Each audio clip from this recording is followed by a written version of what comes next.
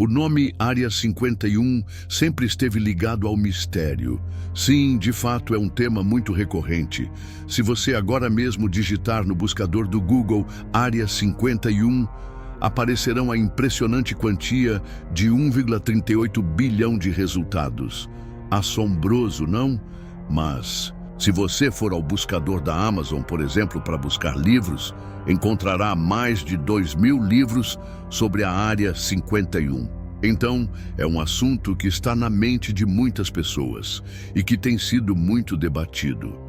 Por um lado, estão aqueles que consideram que a Área 51 não passa de uma instalação militar secreta, onde são realizados testes de equipamentos sofisticados, aviões modernos e coisas que poderiam ser facilmente confundidas com naves extraterrestres. Por outro lado, estão aqueles que afirmam que há evidência, pelo menos testemunhal, de que lá estão armazenadas naves extraterrestres e que provavelmente também haja alienígenas escondidos em algum bunker subterrâneo.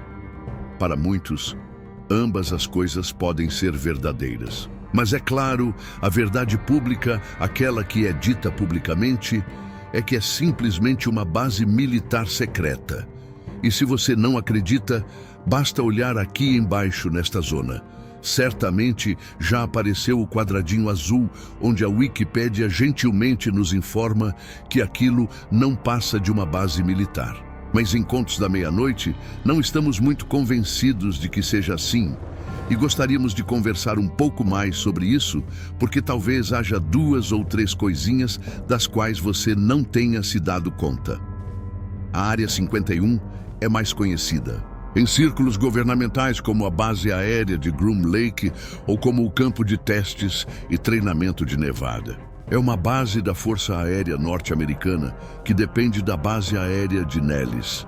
Está no meio do nada, a uns 130 quilômetros de Las Vegas, em uma área desértica rodeada por montanhas e justamente ao lado do corpo principal, onde estão os hangares e as pistas principais, ao lado do chamado Lago Groom, um lago seco, um antigo lago seco.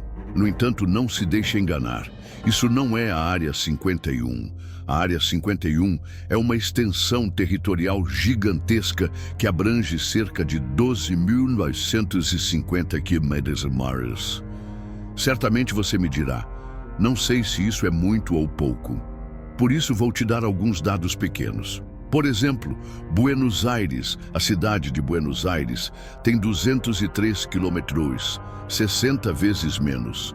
A Grande Madrid, capital da Espanha, tem 600 quilômetros em todo o seu território. A cidade do México, aquele monstro, tem 10.000 quilômetros, incluindo zona urbana, parte correspondente ao estado do México e parte aos limites com Puebla. Isso te dá uma ideia. É 10 vezes maior, mais ou menos. Dou números bem grandes, hein? Por exemplo, Bogotá tem 1.500 quilômetros e é uma cidade muito ampla. Nova York tem apenas 780 quilômetros. Isso te dá uma ideia do tamanho dessas instalações militares. Embora, na realidade, a maioria das pessoas fique com a ideia de que é somente a zona das pistas onde estão os hangares, há algumas oficinas e também edifícios administrativos e oficinas. Mas não é assim. Do ponto zero da Área 51, existe um perímetro de 32 quilômetros. 32 quilômetros do centro é um perímetro de exclusão, onde não é permitido entrar, onde não é permitido voar aviões comerciais ou privados e muito menos drones. Certamente é um pedaço de deserto seco e solitário. Além disso, neste local para entrar, bem, há zonas que não têm entradas e que tampouco têm cercas. Estão livres. Qualquer um poderia entrar caminhando. Mas não é assim. Esta é uma instalação de alta segurança. Se por acaso você tiver a ideia de ir numa avioneta e entrar no espaço aéreo restrito, receberá até 3 advertências, depois das quais será derrubado. Um drone que entre no espaço aéreo restrito é derrubado assim que detectado, sem advertências. Eles localizam o proprietário, tem equipamentos que podem detectar a origem do sinal dos controles, prendê-lo e ele receberá um castigo especial. É algo forte. Se você entrar caminhando, provavelmente diga: "Ops, que fácil, não está tudo cercado, posso entrar tranquilamente." No entanto, toda a área está repleta de sensores de movimento e de todos os tipos de detectores. Em questão de instantes, haverá alguém que se aproximará para pedir que você abandone a área. Embora, se for recorrente, será detido e entregue às autoridades, onde pode receber uma multa de vários milhares de dólares e até penas de prisão. Mas, se for uma terceira vez, as sanções são muito maiores. E se por acaso os guardas de segurança se equivocarem, ou o confundirem, ou acharem que você é um invasor hostil, tem o livre direito de matá-lo, uso da força letal. E isso ocorreu há um par de anos. Um sujeito que entrou em seu veículo, supondo que podia, porque achou que não era certo que lhe disparariam. Quando lhe deram ordem de parar e ele saiu do veículo, os guardas pensaram que tinha uma arma e o mataram. Então, sim, é real. Neste local, os níveis de segurança são muito altos, e isso que nem sequer chegam à área de testes. Simplesmente por cruzar os limites é suficiente para que te detenham. Há uma entrada principal que é conhecida como Sugar Bunker. Neste local é onde se faz o registro e onde se solicita o acesso. Mas se você não tem uma razão para ir, uma convite expresso, uma autorização especial, inclusive se você vai com uma espécie de viagem de estudo, que às vezes acontece que universidades e escolas são convidadas a conhecer algo, bem, eles deixam passar. Caso contrário, as coisas ficam feias. E certamente poderia-se pensar que tem razão. Neste local, presume-se que testam equipamentos sofisticados, equipamentos que ninguém mais deve conhecer, que são ultra secretos. Ou será que tem algo mais? Essa é uma boa pergunta. Mas aqui vale a pena começar com a história do lugar. Neste local, onde está o corpo central da base aérea, popularmente denominada como Área 51, originalmente havia uma base aérea conhecida como Indian Springs. Indian Springs era um aeroporto de prática, um lugar onde chegavam aviões militares e faziam exercícios de treinamento. Aterrissavam, decolavam, soltavam bombas reais. Há um monte de crateras por todas as partes nos terrenos adjacentes e, inclusive, foram feitos testes atômicos no perímetro dessa base secreta.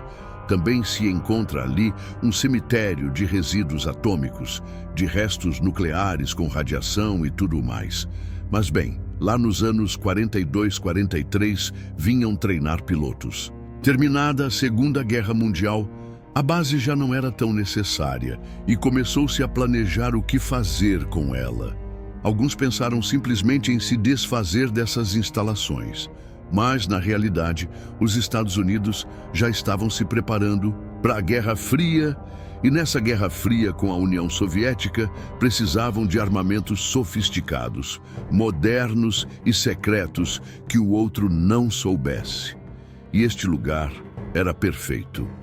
Quando os agentes da Força Aérea, e é claro, da Agência Central de Inteligência, naquele momento tinha outro nome, mas enfim, chegaram a este lugar, pensaram que era perfeito.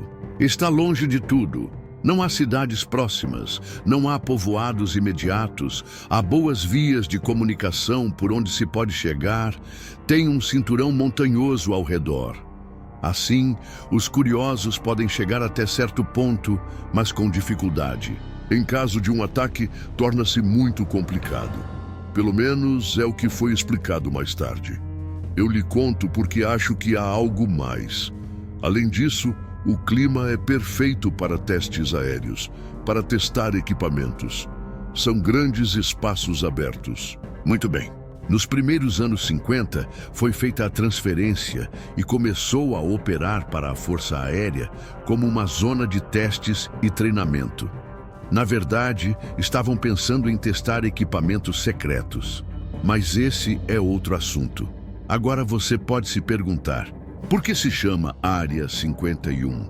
E seguramente, se você gosta desses temas, já se perguntou, se esta é a Área 51, o que guardará a Área 52 ou a Área 53 ou a Área 55? Existem outras 50 áreas similares. Na realidade, não fica claro de onde saiu o nome. Oficialmente, só se conhece como Campo de Testes e Treinamento de Nevada, Base Aérea de Groom Lake. E bem, tem outra vintena de nomes carinhosos que os usuários dão. Mas Área 51, na realidade, não fica claro. Dizem que é pela Comissão de Energia Nuclear, que agora tem outro nome. Naquela época era a Agência Reguladora, algo assim. Eles, ao manejarem aqui armas atômicas e haver resíduos radioativos, teriam incluído esta zona dentro de seu catálogo de lugares de interesse para essa agência e foi marcado dentro de uma grade como Área 51. Mas na realidade, não fica claro que seja assim. Essa é a versão oficial. Essa é a versão que, de fato, aparece aqui embaixo no quadradinho azul, onde os da Wikipédia nos fazem o grande favor de nos explicar tudo o que não sabíamos. No entanto, até os anos 80, a área estava marcada como Área 15, não como 51. Assim sempre fica uma dúvida sobre quão certo é isso. Espero que mais adiante não percamos o fio e possamos ver que poderia ter uma intenção ulterior. O detalhe é que assim foi denominado o local ultra-secreto, convertendo-se num lugar de experimentação, de testes, de exercícios militares, muito sofisticados, com equipamentos que ninguém mais conheceria. Em 1955, a empresa de aviões Lockheed projetou um avião espião incrivelmente sofisticado, o U-2, um avião que, teoricamente, voaria tão alto que não seria detectável. Bem, tinham que testá-lo de alguma maneira, e o lugar perfeito para testá-lo foi lá em Groom Lake. Assim, lá foi testado o famoso U-2. O avião que descobriria os mísseis em Cuba. O avião que fotografou uma série de instalações secretas dos soviéticos. O avião secreto até que os soviéticos descobriram e derrubaram um, e já não foi tão secreto. A partir daí, este lugar se converteu num site de testes. E sim, efetivamente, lá se realizaram muitos testes muito sofisticados. Claro, as pessoas que não vivem exatamente ao redor não vivem, mas em algumas comunidades devem ter pensado que aquilo era muito misterioso e que provavelmente se tratava de OVNIs, porque alguns desses aparelhos realmente eram muito raros. O U-2 era um avião sofisticado, mas parecia um avião. Entretanto, o SR-71, por exemplo, já não parecia tanto um avião, ou o F-117, um avião ultra-secreto indetectável por radar. O avião fantasma tampouco parecia muito avião, mas bem parecia uma Delta. Aviões como o A-12 foram testados ali nos hangares dessas instalações junto ao Lago Seco. Foram feitos testes de ensamblabilidade. Os Estados Unidos dizem que não é verdade, mas um avião em forma triangular está dentro de um programa conhecido como Aurora de Aviões Secretos. Há quem afirme que este avião foi testado em 1990 sobre a Bélgica. Você se lembra que nos anos 90 houve uma famosa onda de OVNIs na Bélgica de aviões triangulares?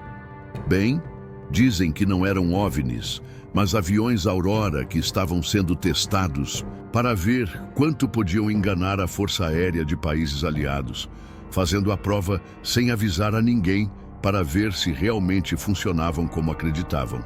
Em teoria, isso seria, e teriam sido testados ali.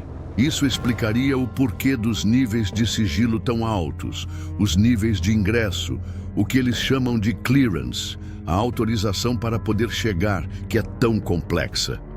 Então, de onde sai tudo isso dos OVNIs? Até aqui, você e eu estaríamos entendendo que se trata de uma instalação secreta porque ali manuseiam aviões de guerra muito sofisticados, armas muito sofisticadas, radares de última tecnologia que ninguém mais conheceria. Tem sentido, está bem, tem sua base aérea secreta. Mas então, de onde saiu todo esse assunto dos OVNIs? Se isso está aí desde os anos 50, por que não se falou mais sobre isso, por exemplo, em 1960? Aparentemente, a fama da Área 51 começou no final dos anos 80. E digo aparentemente porque já havia suspeitas de que algo estranho havia ali. Já se falava de coisas estranhas, mas realmente não se lhes tinha dado muita atenção. Mas a partir de 1989, isso se tornou uma romaria, vamos dizer dessa forma. No ano de 1993, a rodovia principal estadual, que é a Rota 375, que passa perto do limite da Área 51, foi nomeada a Rodovia Extraterrestre, Extraterrestrial Highway. Há numerosos restaurantes, barracas de artesanato e bugigangas, com formas de alienígenas em muitos lugares desta rodovia. Você pode ver discos voadores fingidos, pessoas fantasiadas de alienígenas e, de fato, os carros que circulam por estas rodovias costumam ter decorações alusivas ao tema OVNI. Não é uma coincidência, obviamente, e é curioso isso. Mas como dizer, é curioso porque durante muitos anos se viu que quando um caso maior, um caso OVNI maior ocorre, desencadeia-se toda uma série de atividades para desacreditar isso. Você se lembra de Roswell? Bem, até gente fantasiada de alienígena sai para dançar nas ruas. E aquilo foi feito desde muito cedo na Área 51. Também ocorreu isso, foi feito um enorme ridículo, completamente desacreditado qualquer coisa, foram feitas piadas desses milhares de livros. A grande maioria fala da mesma coisa e versa sobre fantasias. Assim, se estamos nessa linha de pensamento, provavelmente se você e eu fôssemos razoáveis, diríamos que o que diz nosso amigo azul aqui embaixo é o certo. E iríamos tomar um café e assistir a alguma boa série de televisão ou ver um jogo de futebol. Mas o fato de sermos razoáveis não nos tira a curiosidade. Por que tanto interesse? Por que tanto interesse em fazer o ridículo, em fazer ver que isso não tem sentido, que é algo que não vale a pena colocar placas azuis e publicar centenas de livros absurdos que até os dados têm errados? Pode haver algo mais. Os primeiros relatórios de mistérios sobre a Área 51 versaram sobre estranhas luzes no céu. A primeira coisa que se disse foi: são aviões de teste. E claro, se você está parado no meio do deserto e de repente vê passar um SR-71 em alta velocidade, pensará que é alienígena. Ou um F-117 voando em alta velocidade no meio do deserto. Ui, que susto! Estamos sendo invadidos pelos aliens. Poderia ser verdade, mas o assunto aqui vai além. Deixe-me voltar um pouco mais atrás. Em 1973, Arthur Stancil participou de uma entrevista para um jornal. Este sujeito era um engenheiro, e era um engenheiro que tinha trabalhado para a Força Aérea. Mas especificamente tinha estado lá em Groom Lake. Naquela época, ainda não se chamava Área 51, mas simplesmente era conhecido como a Base Aérea de Groom Lake. Mas Stancil, Arthur Stancil, não só demonstrou ter trabalhado ali e confirmou sua identidade, como revelou algo estranho, algo que pouca gente sabia. Stancil declarou que no ano de 1953, especificamente em 22 de maio, 20 anos antes, ele e um grupo de engenheiros pertencentes à base aérea daquela época tinham sido transportados de ônibus para um lugar no deserto do Arizona, a uns 8 ou 10 quilômetros do aeroporto de Kingman, uma pequena população com um aeroporto que naquela época, em 1953, era pequeno, mas que estava sendo parte de um programa de atualização. Quando chegaram ao local, foram informados de que tinham que ajudar analisando e recuperando os restos de aviões militares de teste que tinham se acidentado. Aquele grupo desceu do ônibus. Devem ter sido uns 40 técnicos, entre engenheiros em eletrônica e outros. A primeira coisa que encontram são 2 campos de destroços, 2 campos com fragmentos de um artefato que não reconhecem. Não sabem o que é, mas estão muito quebrados, como se tivessem caído e se desintegrado ou sido derrubados de alguma maneira. Examinam aquilo até que ao próprio Stansel disseram que ele tinha que ir a outro lugar. Quando ele chega a esse outro lugar, encontra-se com um artefato que está completo. Tudo isso é a declaração de Stansel. O artefato é mais ou menos ovalado, mas não é muito grande, não é especialmente grande. Tem uns 2 metros de um lado e uns 3 metros do outro. A altura daquele artefato não supera 1,50 metros. Não é muito grande, mas é muito estranho. Quando Stansel toca o material, sente algo estranho. Todo aquele artefato não tem um único parafuso, não tem uma única solda.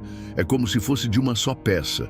Está completo. De fato está completo.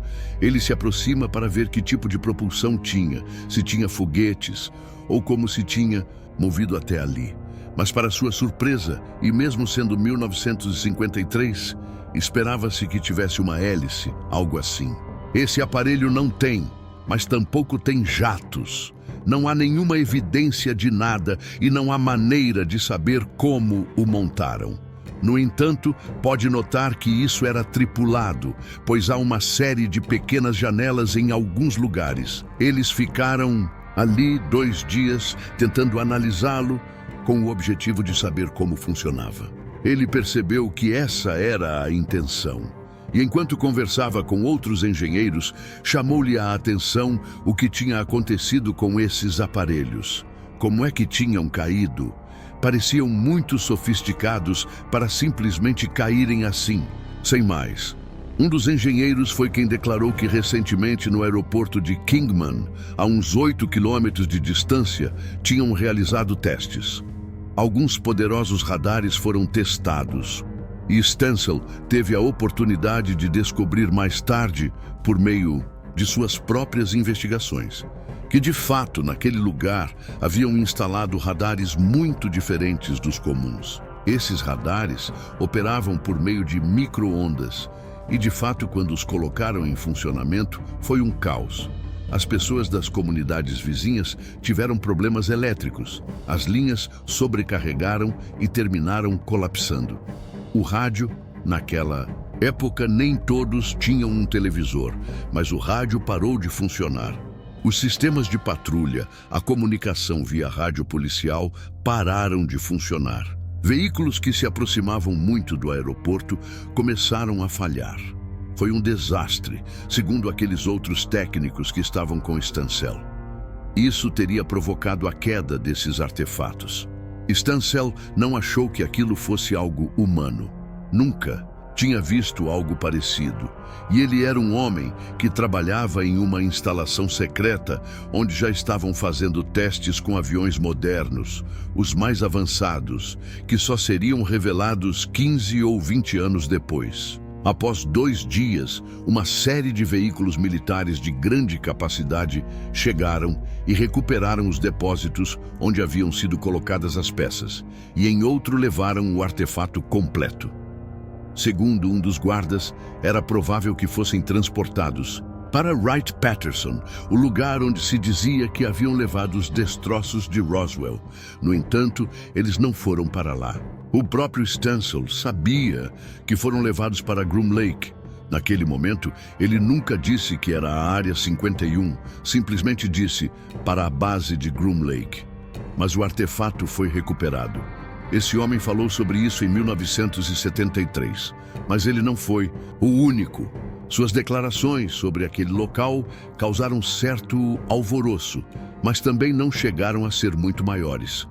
Alguns pensaram que ele estava louco ou tiveram curiosidade e simplesmente o deixaram de lado. Mas ele não foi o único.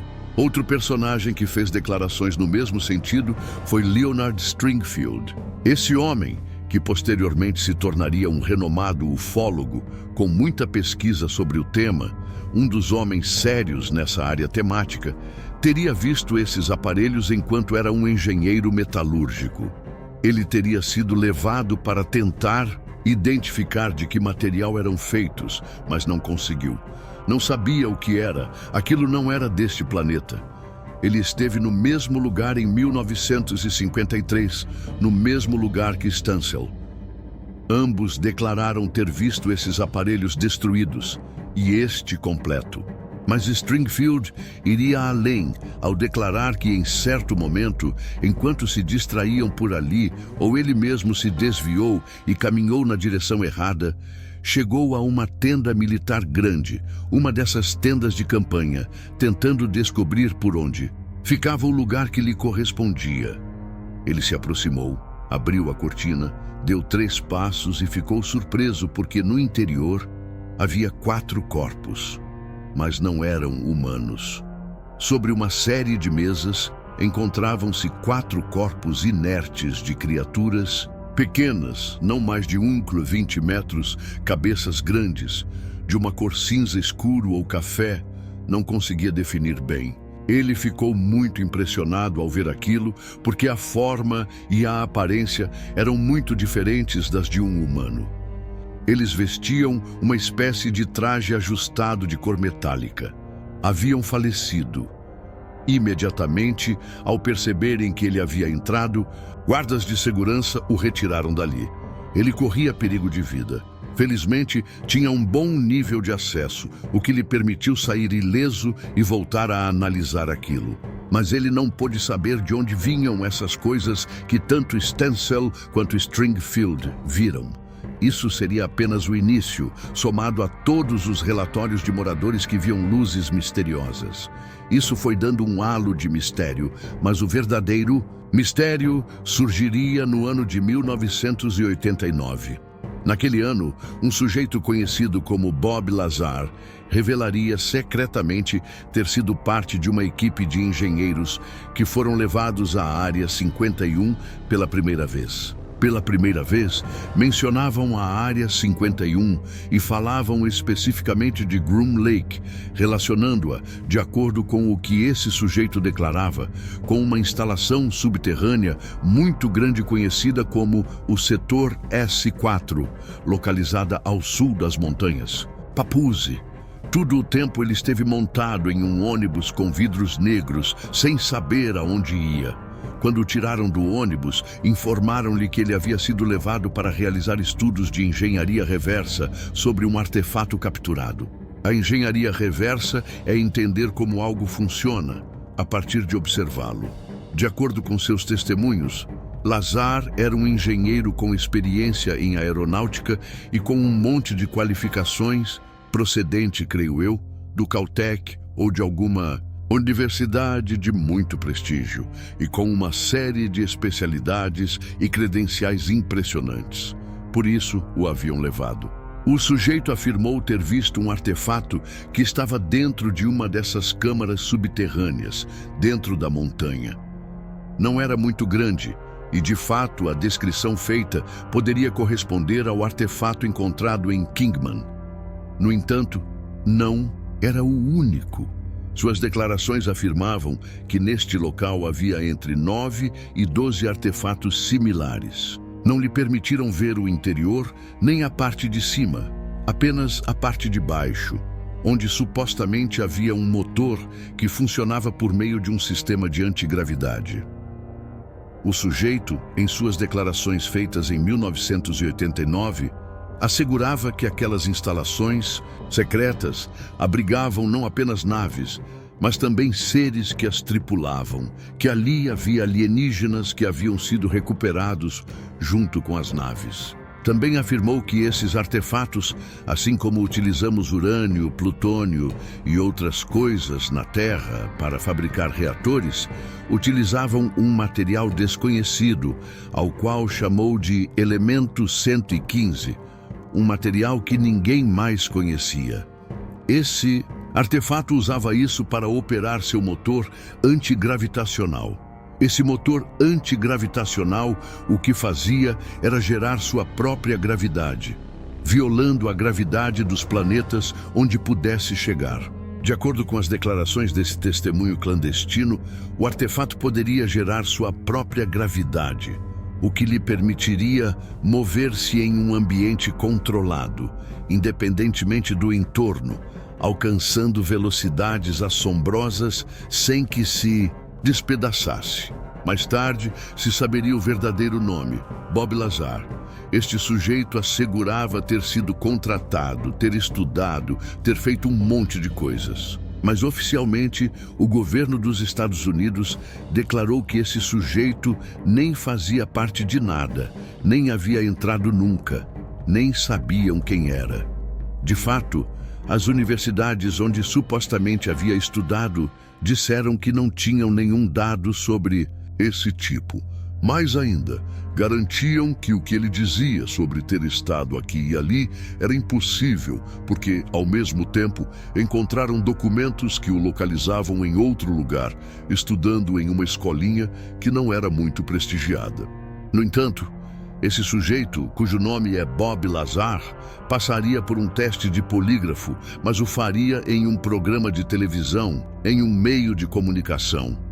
Publicaria algumas coisas, venderia outras e finalmente foi preso em 1990, acusado de participar de uma rede de prostituição. Com isso, o homem estava acabado. Não só ficava demonstrado que ele mentia descaradamente, que estava dizendo puras besteiras, como também estava envolvido em negócios sujos. Foi completamente arruinado.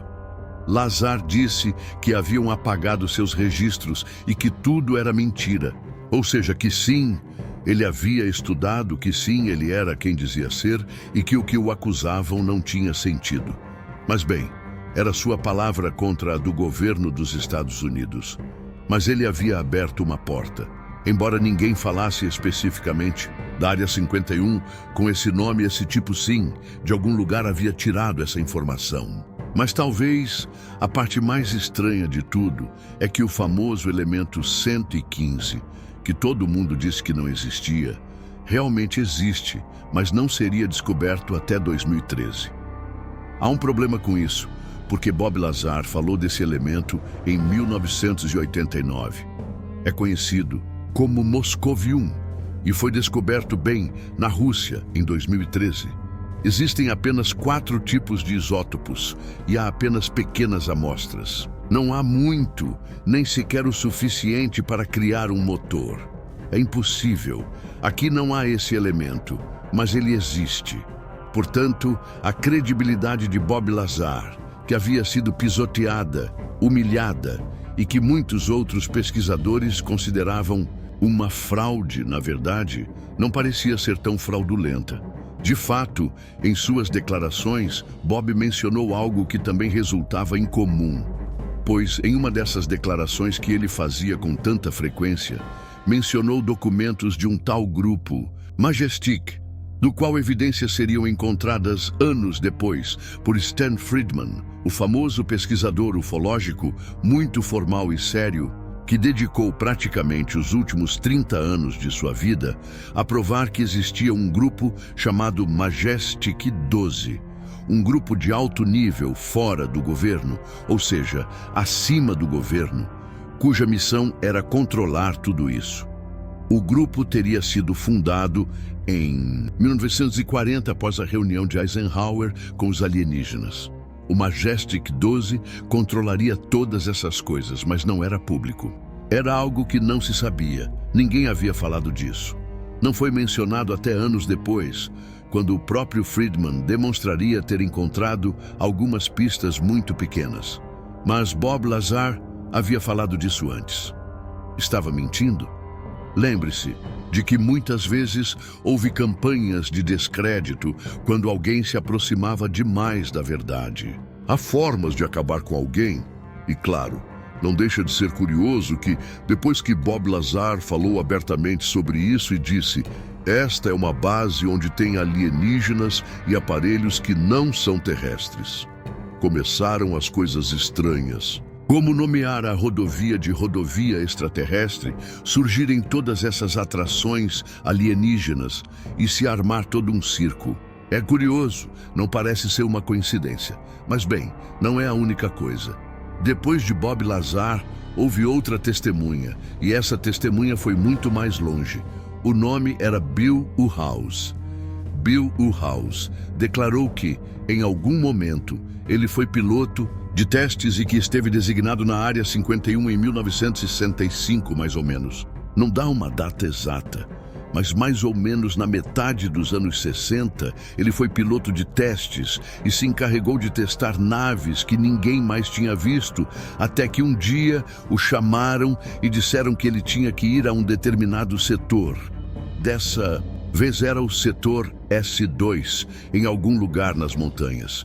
Ele foi transportado sem poder identificar exatamente onde, e lhe disseram que tinha que conversar com um sujeito, combinar algo de piloto para piloto. Seu primeiro pensamento foi: droga, tem um piloto soviético. Mas não era assim.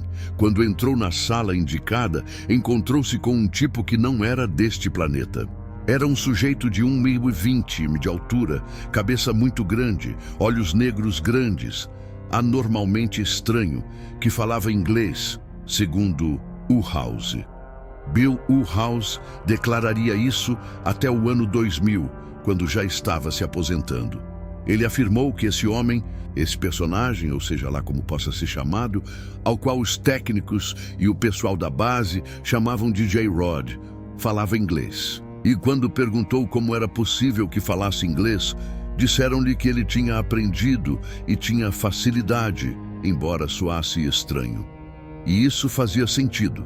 Uma criatura que nasceu em um planeta diferente, com densidade atmosférica diferente e gravidade diferente, não poderia falar igual a nós, mas se entendia. Ao longo de 10 sessões, Uhaus pôde conversar com esse sujeito, aparentemente sobre uma nave que estava lá na Área 51.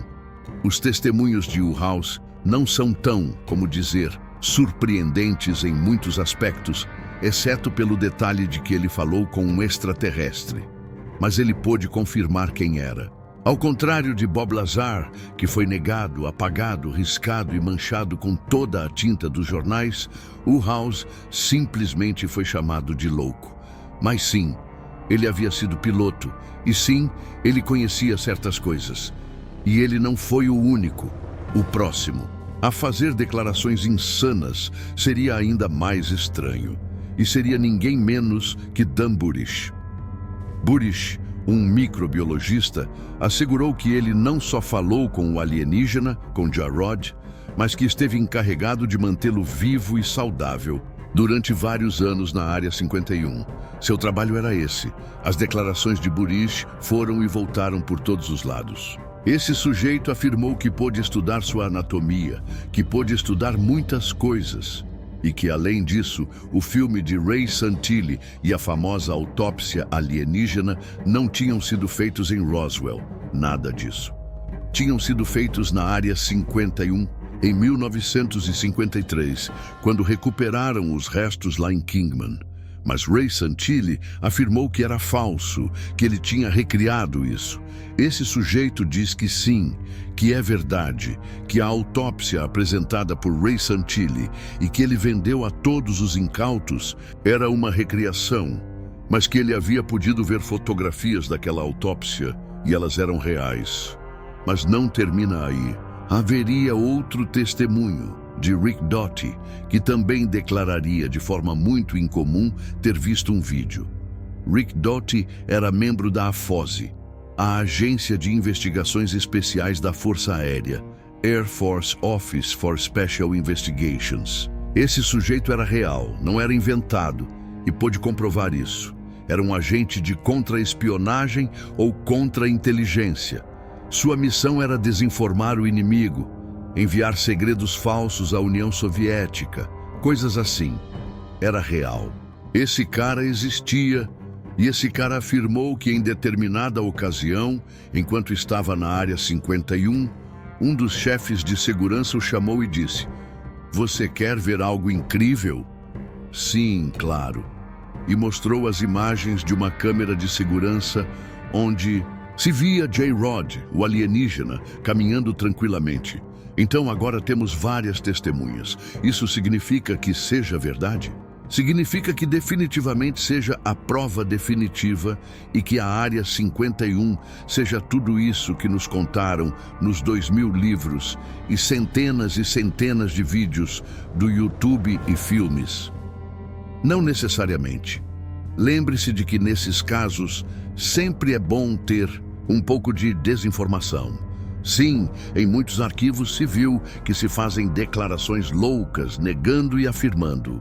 É uma forma tradicional de jogar ao bom e ao mal para causar confusão e que nunca se saiba a verdade. Se você tem uma base ultra secreta, o melhor que pode fazer é criar uma história de pequenos homens verdes correndo por aqui e por ali, para que o que realmente é importante, ou seja, o projeto Aurora, os projetos de controle, os projetos do Raio da Morte, que realmente são perigosos, não estejam no foco de ninguém. Assim, você pode fazer declarações, mandar um cara dizer isso, vai, declare aquilo, faça isso, faça aquilo, e não sei quantas coisas mais. E aí terminou a história, e acabou-se tudo. Mas ao mesmo tempo, surge outra pergunta. E se você é uma pessoa muito brilhante, certamente já se fez essa pergunta. E essa pergunta seria: onde você esconderia alienígenas e naves extraterrestres? Bem, dizem que há outro lugar onde armazenam fragmentos, mas não é tão grande para armazenar. Aparelhos completos, onde os guardaria? Em um lugar secreto, se você não quer que ninguém saiba que existem, porque fez todo tipo de trapaças, negociou com eles, vendeu coisas ou sei lá o quê. Onde os esconderia? Em um lugar secreto. Mas você já tem um lugar secreto onde testa seus aviões mais modernos, então levaria para lá. Assim, na realidade, faz sentido que tenham escolhido a Área 51 como o lugar para esconder algo, porque ali já escondiam coisas e o pretexto estava pronto. Enquanto um piloto voava uma nave extraterrestre para ver como funcionava e tentava descobrir seu segredo, todo mundo pensaria: que avião moderno fizemos? Faz sentido, mas quão real pode ser o resto? Foi demonstrado que o que Bob Lazar disse, apesar de negarem sua existência e atacá-lo, não estava tão equivocado. Outros membros das equipes anteriores afirmavam o mesmo, gente posterior também. E para cúmulo dos males, em 2023, David Grush, um oficial de inteligência da Força Aérea, declararia que sim, que sabia que tinham alienígenas e naves extraterrestres. Ele declarou isso diante do Congresso dos Estados Unidos. Ele não fez menção à Área 51, apenas disse que sabia que tinham. Mas isso não é tudo. Em 2024, um funcionário da Casa Branca na época de Clinton e George Bush liberaria um documento estranho. Esse documento fazia referência a que estavam dispondo do OVNI de Kingman na Área 51. O documento revelado por Chris Mellon é um documento que não tem informações aparentemente secretas para quem não sabe o que está vendo. Foi liberado. E esse homem o entregou publicamente. Assim, oficialmente, existem documentos de pessoas em altíssimo nível da Casa Branca, falando da Área 51, relacionando-a com OVNIs em níveis altos de informação e conhecimento dentro da Força Aérea. Está sendo discutido que tem esses elementos. Poderia haver algo mais. Certamente poderia haver algo mais. Mas enfim, a Área 51 continua guardando seus segredos. Em 2003, a CIA reconheceria que existia a Área 51 com esse nome e que era um lugar secreto. Mas falta muita informação. Todo o tempo nos estão informando que não tem nada de especial, exceto coisas secretas, coisas que não devem ser divulgadas por segurança nacional, que não há tal coisa como alienígenas capturados. Mas se formos mais longe, o próprio e falecido Stanton Friedman, que declarou que Bob Lazar mentia 50.000 vezes. Anos depois, declararia ter encontrado um papel administrativo. Um bom contador que controlava os gastos enviou um recibo de Groom Lake relatando os gastos, no qual se incluía o nome Robert Lazar. A Área 51 guarda seus segredos, mas parece que não são apenas segredos militares e sim algo mais. Inscreva-se no canal e deixe seu like. Boa noite e até logo.